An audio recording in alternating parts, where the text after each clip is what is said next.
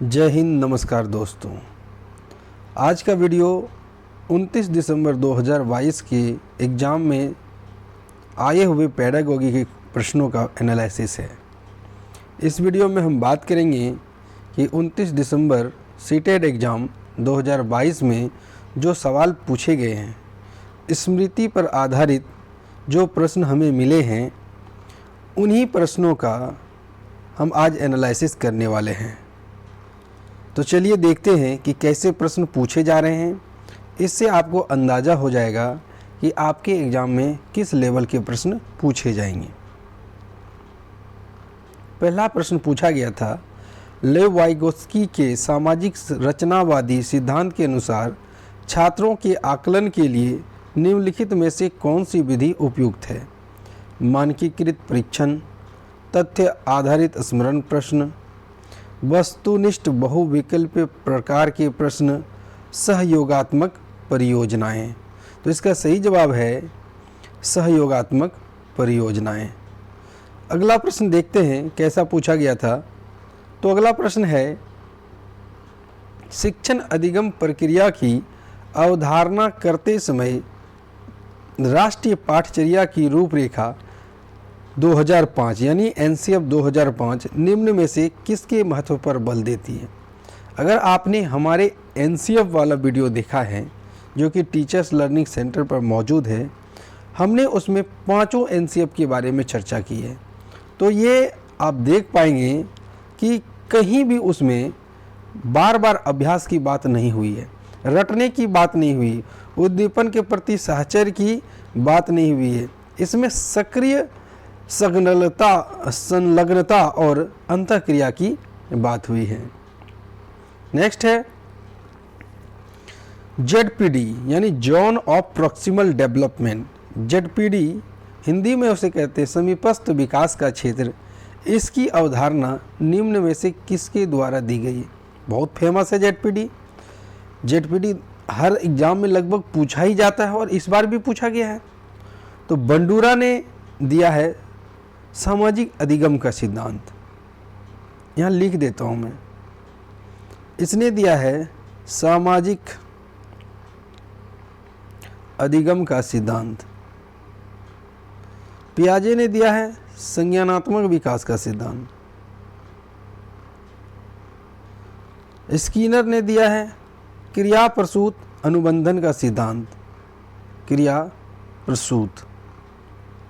और वाइगोत्स्की ने दिया है सामाजिक सांस्कृतिक सिद्धांत।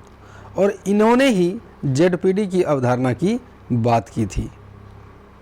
चलिए, इसका आंसर हो गया वाइगोत्स्की, पूरा नाम लेव वाइगोत्स्की। अगले प्रश्न को देखते हैं। निम्नलिखित में से कौन सा कथन विकास एवं अधिगम के बारे में लेव वाइगोत्स्की के दृष्टिकोण का सही वर्णन करता है? दोनों का संबंध, किसका? दोनों का, विकास और अधिगम का संबंध अनुक्रमिक है। दोनों का संबंध निश्चल है। अधिगम अक्सर विकास के अग्रिम होता है, विकास अक्सर अधिगम के अग्रिम होता है। तो इसका सही उत्तर है अधिगम, यानी कि जो सीखते हैं बच्चे वो हमेशा विकास से पहले हो जाता है। ये कहना था लेव वाइगोत्स्की का। अगले प्रश्न को देखते हैं। तो अगला प्रश्न है, संज्ञानात्मक विकास के सामाजिक सांस्कृतिक सिद्धांत को किसने प्रस्तावित किया था? देखिए, यहाँ पर आप देख पा रहे होंगे कि एक ही मनोवैज्ञानिक से हमने कई प्रकार के प्रश्नों को दिखाया है। हर प्रश्न नहीं पूछे गए हैं। हमने आपके लिए कुछ संभावित प्रश्नों को भी इसमें शामिल किया है। तो सामाजिक सांस्कृतिक सिद्धांत को किसने प्रस्तावित किया है? जीन पियाजे। अभी हमने जीन पियाजे का बताया था आपको, संज्ञानात्मक विकास का सिद्धांत दिया था। ब्रूनर ने नहीं दिया है। कोलबर्ग ने नैतिक विकास का सिद्धांत दिया है। तो इसका सही जवाब है वाइगोत्स्की। वाइगोत्स्की ने सामाजिक सांस्कृतिक सिद्धांत को प्रस्तावित किया था। छठा नंबर का प्रश्न है, नोम चॉम्स्की के अनुसार कौन सा कथन सही है? जब भी हम बात करते हैं नोम चॉम्स्की की, तो नोम चॉम्स्की महोदय भाषा के लिए जाने जाते हैं। और कौन सी भाषा? तो वो जाने जाते हैं मातृभाषा के बारे में। उन्होंने मातृभाषा के बारे में कहा है, उन्होंने लैड की अवधारणा कहा है, उन्होंने यूनिवर्सल ग्रामर की बात की है। तो ये सब बातों को आपको दिमाग में रखने की ज़रूरत है। तो हम यहाँ बात करेंगे कि नोम चॉम्स्की के अनुसार क्या बच्चों को व्याकरण सिखाना ज़रूरी है? तो इसका जवाब है नहीं। अगला देखते हैं, बच्चों में भाषा सीखने की क्षमता बहुत सीमित होती है, ये भी गलत बात है। बच्चों में भाषा सीखने की जन्मजात क्षमता नहीं होती है, ये भी गलत बात है। नोम चॉम्स्की के अनुसार बच्चों में भाषा सीखने की जन्मजात क्षमता होती है। तो इस तरह इसका आंसर, छठे प्रश्न का आंसर डी होगा। हम बात करेंगे 7वां प्रश्न की। तो 7वां प्रश्न है, नैतिक तार्किकता कोलबर्ग के सिद्धांत के अनुसार किस पर निर्भर करती है? संदर्भ पर, बाह्य उद्दीपक पर, प्रशिक्षण पर या विकास के चरण पर? तो कोलबर्ग ने नैतिक विकास के चरण दिए हैं। देखिए, पहले चरण में दंड एवं आज्ञाकारिता का भाव होता है, और भी कई होते हैं। अगर इस पर वीडियो चाहिए तो आप हमें कमेंट करेंगे। इसमें मैं अगर सारी बातें चर्चा करने लगूं तो वीडियो लंबा हो जाएगा। अभी मैं सिर्फ ये बता रहा हूं कि किस तरह के प्रश्न आपके एग्ज़ाम में पूछे जा रहे हैं, तो आप अपनी तैयारी को उसी लेवल पर करते रहिए। अगला प्रश्न है, तो कोलबर्ग ने क्या दिया है? नैतिक विकास के चरण दिए हैं। 8वां प्रश्न है, आधुनिक भाषा विज्ञान के जनक हैं। आधुनिक भाषा विज्ञान, जब हम बात करते हैं आधुनिक की, तो वो होता है आजकल का समय। जब हम कहते हैं आपको प्राचीन, तो ये पुराने समय की बात होती। तो भाषा के बारे में अब यहाँ ध्यान देखिए, ध्यान से देखिएगा तो यहाँ पर जितने भी नाम दिखाई दे रहे हैं आपको, वो सभी भाषा के बारे में कुछ न कुछ कहा है। और इस पर हमने वीडियो जब मैराथन डाला था संस्कृत का, उसमें चारों की बात की थी। हमने बात की थी वाइगोत्स्की की, हमने बात की थी चॉम्स्की की, हमने बात की थी स्किनर की, है ना। तो अगर उसने वो वाला वीडियो किसी ने नहीं देखा है तो वो भी आप जा कर के हमारे चैनल पर मिल जाएगा, आप वहाँ से देख सकते हैं। तो आधुनिक भाषा विज्ञान के जनक माने जाते हैं नोम चॉम्स्की। कौन जाने जाते हैं? नोम चॉम्स्की महोदय। और 9वां प्रश्न है, राष्ट्रीय पाठचर्या की रूपरेखा NCF 2005 किसके द्वारा, यानी 1975 भी उसी के द्वारा बनाया गया है, 88 भी उसी के द्वारा, 2000 भी और 2005 भी, अभी 2022 आया है। अभी 22 का जिक्र ज़्यादा इसलिए नहीं हो रहा है क्योंकि उसमें बस आंशिक तौर पर अभी लागू हुआ है, पूर्णतः लागू नहीं हुआ है, जो कि लागू हो ही जाएगा। तो ये सब जो NCF आप देख रहे हैं, किसके द्वारा, किसकी एक रूपरेखा, यानी किसके द्वारा बनाया जाता है, बेसिकली यही पूछा जाता है। तो हमने जो NCF का वीडियो हाल ही में 2-3 दिन पहले डाला है, उसमें हमने 5 NCF की चर्चा की है। उसमें हमने चीख के चिल्ला के कहा है कि जो भी NCF बनाएगा वो किसका कार्य होता है रूपरेखा बनाना? ये होता है NCERT का, राष्ट्रीय शैक्षणिक अनुसंधान और प्रशिक्षण परिषद का। तो इसका सही जवाब हो गया 2। अगला प्रश्न है 10वां नंबर का, कोलबर्ग के अनुसार शिक्षक बच्चों में नैतिक मूल्यों का विकास कर सकता है। किस तरह कर सकता है भाई? तो धार्मिक शिक्षा को महत्व देकर। ये थोड़ा सही नहीं लग रहा है। कोलबर्ग के अनुसार बात हो रही है ना, व्यवहार के स्पष्ट नियम बनाकर, नैतिक मुद्दों पर आधारित चर्चा में उन्हें शामिल करके, कैसे व्यवहार किया जाना चाहिए इस पर कठोर निर्देश दे करके। तो आप देखिए कुछ नेगेटिव वर्ड भी यहाँ पर मिले हैं, कठोर निर्देश, है कि नहीं। ये देखिए धार्मिक शिक्षा, तो ये सब समावेशी शिक्षा का उल्लंघन करता है, बाल केंद्रित शिक्षा का उल्लंघन करता है। तो इन सब को तो होगा नहीं। अब हमारे पास बचा 2। अब प्रश्न को आप जरा ध्यान से देखेंगे तो प्रश्न में ही आपको आंसर छिपे हुए हैं। कोलबर्ग महोदय बात करते हैं नैतिक मूल्यों की, तो हमारा आंसर भी तो नैतिक के मूल्यों पर आधारित होना चाहिए ना। तो 10वां प्रश्न का आंसर है सी। अब है 11वां प्रश्न, NCF नेशनल करिकुलम फ्रेमवर्क 2005 में कला शिक्षा को सम्मिलित करने का उद्देश्य निम्नलिखित में से कौन सा है? पहला है तार्किक चिंतन में अभिवृद्धि। अब बात हो रही है कला की और यहाँ हो रहा है तार्किक चिंतन, तो ये तो कुछ अटपटा सा लग रहा है। वैज्ञानिक दृष्टिकोण का विकास, ये भी थोड़ा सा अजीब लग रहा है। सांस्कृतिक विरासत की सराहना, देखिए कला हमारी संस्कृतियों में चली आ रही है और आज से नहीं, आदि काल से चली आ रही है। तो ये हमारे विरासत है और इसकी हमें सराहना जरूर करनी चाहिए। 11 का आंसर हो गया 3। 12वां प्रश्न है, नोम चॉम्स्की का सिद्धांत किस पर आधारित है? ये प्रश्न आपके लिए नया हमने लाया है, ये अभी तक नहीं पूछा जा सका है, लेकिन ये पूछा जा सकता है। अब देखिए, आप ऑप्शन भी देख रहे होंगे तो बड़ा अजीब लग रहा होगा आपको, नेटिविस्ट, इरेशनल, रेशनल, इनमें से कोई नहीं। तो नेटिविस्ट का मतलब क्या होता है? नेटिव का मतलब होता है स्थानीय या जो घरेलू व्यक्ति होता है, बार बार घरों के बारे में सोचते रहता है, जो अपना मातृभाषा पर निर्भर होता है, नेटिव बोलते हैं उसको, है ना। हमारा नेटिव लैंड क्या है? भारत माता है। तो आपने यहाँ पर थोड़ा सा हिंट पा लिया होगा कि नेटिविस्ट कौन थे? नोम चॉम्स्की महोदय। क्यों भाई? क्योंकि ये बात करते थे मातृभाषा की। अब थोड़ा सा इस पर जान लीजिए आप। ये देखिए, मनोविज्ञान के क्षेत्र में नेटिविज्म एक ऐसा विचार है जिसमें कहा जाता है कि कुछ कौशल या क्षमताएं जन्म के समय से ही हमारे मस्तिष्क में देसी, अब बात आ गया ना देसी, तो देसी क्या होता है? लोकल होता है। लोकल हमारी क्या होती है? मातृभाषा होती है, और या कड़ी मेहनत से जुड़ी होती है, यानी बचपने से होती है, जन्मे से होती है। देसी चीज़ें जो हम लोकल की बात करते हैं, स्थानिक की बात करते हैं, ये हमें कहीं से प्राप्त नहीं करना पड़ता है, ये हमें जन्म से प्राप्त होती है। अगला प्रश्न है, लेव वाइगोत्स्की के अनुसार निम्न में से किसके लिए समीपस्थ विकास क्षेत्र का इस्तेमाल करना चाहिए? किसके लिए जेडपीडी का इस्तेमाल किसके लिए करना चाहिए? शिक्षण और मूल्यांकन के लिए, केवल शिक्षण के लिए, केवल मूल्यांकन के लिए, या प्रवाही बौद्धिकता की पहचान के लिए? तो इसका सही जवाब है शिक्षण और मूल्यांकन के लिए। अब यहाँ पर हम देखेंगे कुछ नेगेटिव शब्दों की, जो आप देख लीजिए ये हैं। तो पहला है केवल। तो केवल जो होते हैं वो नेगेटिव वर्ड में आते हैं, 99% तो आते ही हैं।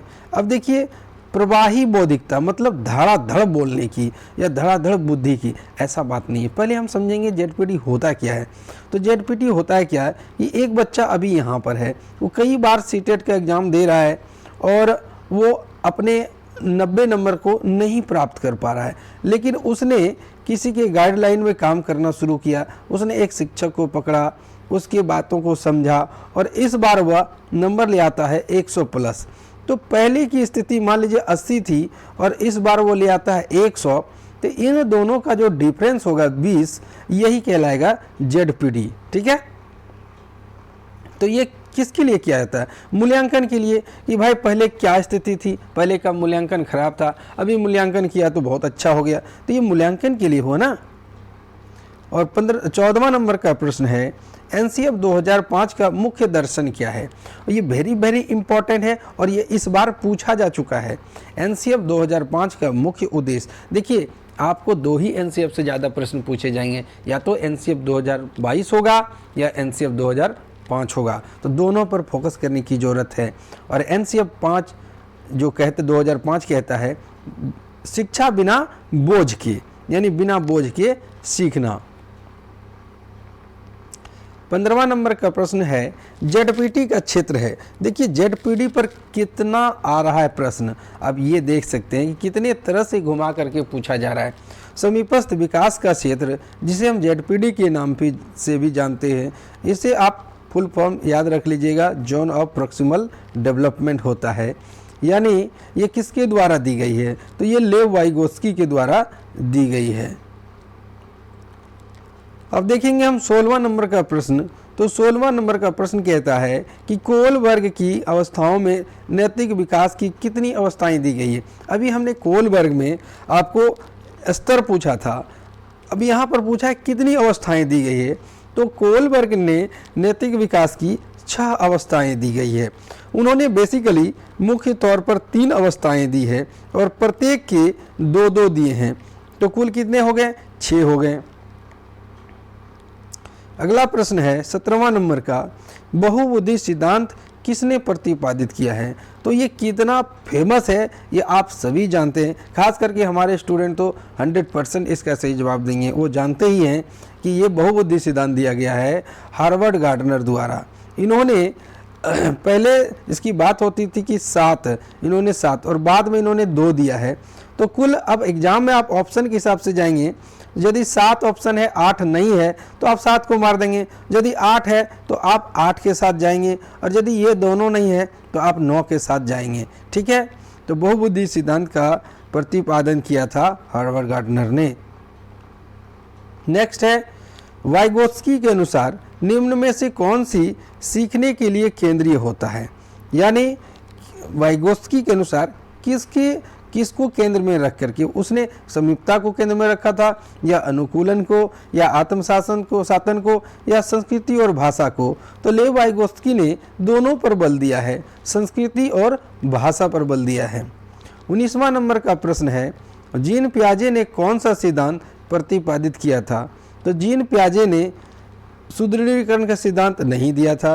नैतिक विकास का सिद्धांत इन्होंने तो कोलबर्ग ने दिया है। और संज्ञानात्मक विकास का सिद्धांत, जी हाँ, जीन पियाजे ने संज्ञानात्मक विकास का सिद्धांत दिया है। और 19वां नंबर का प्रश्न है, एनसीएफ 2005 के अनुसार एक शिक्षक की भूमिका होनी चाहिए। ये बहुत ही इंपॉर्टेंट प्रश्न है। एनसीएफ 2005 के अनुसार एक शिक्षक को सुविधादाता होना चाहिए, सुविधादाता। ठीक है, यानी सहयोगकर्ता की भूमिका में होना चाहिए। एक शिक्षक को किस भूमिका होना चाहिए, सहयोगकर्ता, सहयोगकर्ता या सुविधादाता। ठीक है, अब हम आखिरी प्रश्न को देख लेते हैं। आखिरी प्रश्न है, थ, फ, च ये ध्वनियाँ क्या है। स्वनिम है जिसको फोनिम भी कहते हैं, रूपिम है जिसको मॉर्फिम भी कहते हैं, या लेखिम या शब्दिम। तो हम बात करेंगे आज, थोड़ा सा चर्चा कर लेते हैं स्वनिम और रूपिम की। तो इसका आंसर है सही, पहले मैं बता दूं, ये स्वनिम है। ठीक है, अब आप समझेंगे कि स्वनिम और फोनिम क्या होता है। तो चलिए, स्वनिम और फोनिम एक ही है, रूपिम और स्वनिम क्या होता है तो हम बात कर लेते हैं। चलिए, तो स्वनिम को आपको बस यही याद रखना है कि जितने भी वर्ण हैं, स्वनिम 2 प्रकार के होते हैं, एक व्यंजन स्वनिम और एक होता है स्वर। ठीक है, अगर ये देख रहे हैं आप, स्वतंत्र उच्चारण हो रहा है तो इसे हम स्वनिम कहेंगे। लेकिन आप यहाँ ध्यान देखिए, क को बहुत तरह से कोई कह देगा का, कोई कहेगा क, कोई कह देगा का, मतलब उच्चारण बदलता है। जैसे आ, इस तरह जो उच्चारण वाली बात होती है, ध्वनियों की बात होती है, तो ये स्वनिम कहलाता है। और जब हम इसका छोटे छोटे शब्दों में इस्तेमाल कर लेते हैं तो ये रूपिम कहलाता है। जैसे देखिए, क है तो यहाँ देखिए ये अपना अलग स्वतंत्र नहीं रह पाया है, अब ये किसके साथ मिल गया है, एक शब्द का रूप धारण कर लिया, तो इसे हम कहेंगे कल। अभी देखिए, का या क्या उच्चारण हो रहा है, कल। तो ये स्वतंत्र अगर होता तो इसे हम कहते हैं स्वनिम। चूंकि इन्होंने किसी के साथ में मिल करके शब्द की रचना कर ली है तो इसे कहेंगे हम, जैसे यहाँ पर देखिए आप, काल है ना, तो काल में ये रूपिम हो गया। अब इसके आगे देखिए क्या लगा दिए हम, औ, तो औ क्या है, ये हो गया स्वनिम। लेकिन तीनों मिल करके एक शब्द बना लिया तो इसे हम कहेंगे रूपिम। स्वनिम अकेला होता है, वर्णों के रूप में होता है, उच्चारण के रूप में होता है, जबकि रूपिम में एक छोटे छोटे शब्द बन जाते हैं।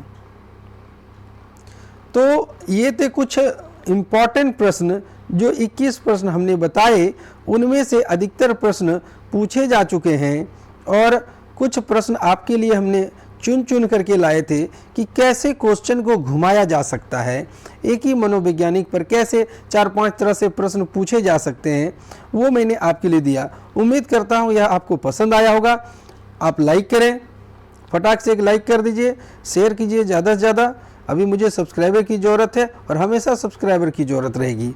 और इसके बाद आप क्या करें, सब्सक्राइब कर लें, सब्सक्राइब करके बेल आइकन को दबा लीजिएगा। ठीक है, तो बेल आइकन को दबाने से, जब भी बेल आइकन को दबाएंगे सबसे ऊपर वाला 3-4 खुलेगा, आपको ऊपर वाला टिक करना है सारे नोटिफिकेशन पर, तभी आपको टाइम पर नोटिफिकेशन मिलता रहेगा। और नहीं तो फिर आपको पता चला कि वीडियो डाला जा रहा है लेकिन कुछ पता नहीं चल रहा है। तो आप इस वीडियो को पूरा देख लिए, उसके लिए बहुत बहुत धन्यवाद। और अपनी तैयारी में लग जाइए कि कैसे क्वेश्चन को घुमाया जा सकता है। फिर अगला क्वेश्चन जब आएगा, 9 तारीख को एग्ज़ाम होगा, तो उसका मैं भी एनालिसिस लेकर के आऊँगा, ईवीएस का और पेडागोगी का। तो आप बने रहिए हमारे चैनल पर। तब तक के लिए धन्यवाद।